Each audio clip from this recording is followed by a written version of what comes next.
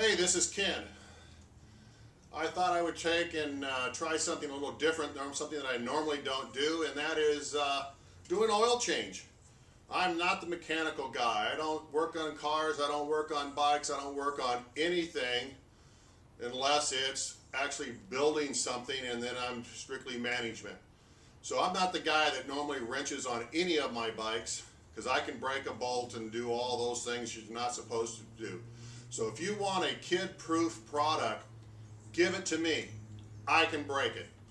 So being that the economy is as it is, I thought, what the heck, let's try giving the RT an oil change. I've hit the 600-mile mark, and I thought, what the heck, let's do it at home. I've got the oil filters, the O-rings, and the crush washers, okay? So let's see what it takes to just get ready to do the oil change. Let's go into the shop. Okay, we're headed into the shop. We pulled out the Ranger and put it outside. We moved the RT in, put it in a good flat area that's level.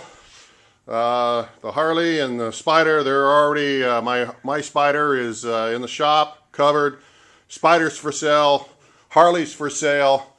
When this thing is all done, you think you know what I'm going to be driving. Okay, so start off. It takes 3 panels off. You got to take 3 off, but you do have to loosen a 4th one. The first one that you have to loosen is the upper one. The upper one attaches right by the glove compartment, sits up in this manner. You have to take the mirror off. You take the wind vent off. And you know what? I couldn't figure out how to get the very front off. And keep in mind, I am not a mechanic. I'm your average guy. When you say, hey, did you check your oil? And when was the last time you checked your oil? And I'll tell you, the last time the dealer changed the oil. When was the last time you checked your tires? The last time I had it in the dealer. I depend on the dealer for almost everything on wrenching on a bike. So this is a big deal for me because I am a non-mechanic person. The next panel that you take off is the center panel. You end up with a screw up here. The 3 screws that are up and down along the saddlebag, they slip underneath the saddlebag. It has 2 screws up in here underneath that you can get to once you loosen this up. You pull you pull this cover off, so there is 4 covers, 4 panels come off, and 1 can flip-flop. But you have to be able to get it flip-flop, you got to take the mirror off. That exposes the oil drain plug and now the oil filter area. Okay. Now, when you take the lower panel off, 4 screws. Don't do what I did. Don't miss one. You've got 1 here right behind the shifter and 1 down low that you can get through this hole, and that's the one that I missed, is the one that's down here through this hole, okay? And finally got that one off without breaking the panel. So far, I've got no broken panels, and everything is okay so far, okay? Remember, I can break anything. Next thing to remember is you got different sizes of nuts, bolts, and screws. You know, here's 3 out of the 4 that I took off the bottom panel. You've got the push, whatever you call those things, and then you've got multiple sizes of screws in here, short ones, long ones, and some of them have washers and some of them don't. So you need to remember where all these things go. So that's what it looks like. Panels, there's 1, there's 2, I've got another one hidden under there so the dogs don't step on it, and the 3rd one, or the 4th one, is the side panel on top there with the wind vent. Okay, so let's change the oil. Let's drain. I've already preheated the engine, and so now let's drain the oil. Okay, we grabbed a 7/8 wrench. The bolt came unloose real easily, and we've got oil. We got warm oil. And somewhere I threw an oil rag.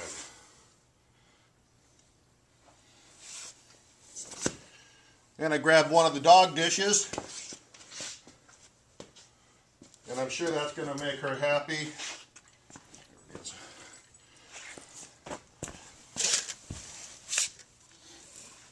Make sure you catch all the oil. Yeah, it's a little messy, but you know, I'm not a mechanic.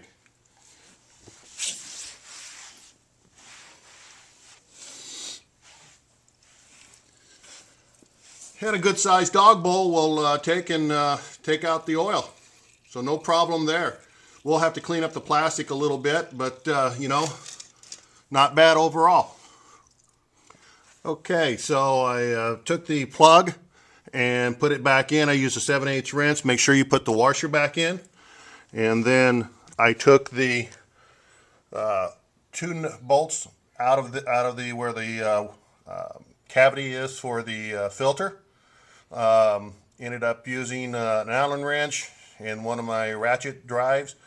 The cap comes out, the filter is with it, and in the cap you see these ridges right here.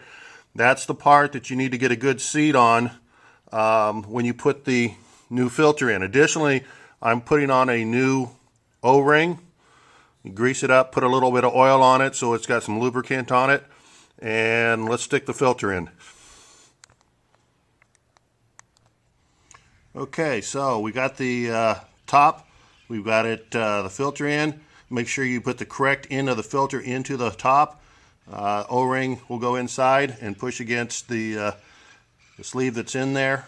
And if you put it in backwards, as I did the first time, then it won't shut in there all the way, and you can't get the cap close enough to fit it. Okay. Okay, so I put the cap back on. I put the top screw in, the bottom screw in. Got it up tight with a Allen wrench. I'm sure that there are better tools to do this. You know, this is what I have around the house. It takes a little longer if you don't have the right tools, but I've secured the cap. Now I'm just going to tighten it down. I'm going to clean up the miscellaneous oil that I can get that's on the pan here, and then I'm going to put the oil in and go ahead, and that'll actually complete the oil other than putting the panels back on. So changing the oil is not that bad. It's the taking off all the panels, all the right screws, and putting that all back together. Here again, I am not a mechanic, but I just saved $100. Would I do it again? If I got the time to do it, I'd do it. But if you know, you're like me, most of the time you don't have time, dealer's the best shot. They'll take it off. If they break something, they got to replace it. And you know, it is what it is. That's it for now. WestCoastSpider.com. See ya. Okay, so so far we've changed the oil. We're getting ready to put the new oil in. Get yourself a funnel.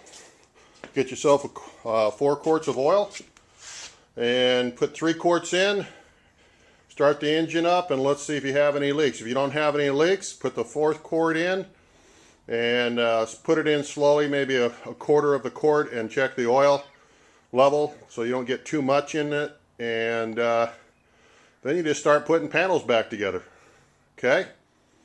So far I've used a 7/8 socket to open the drain plug, and my Allen wrench set, and a ratchet. And that's what really it took to take all this apart.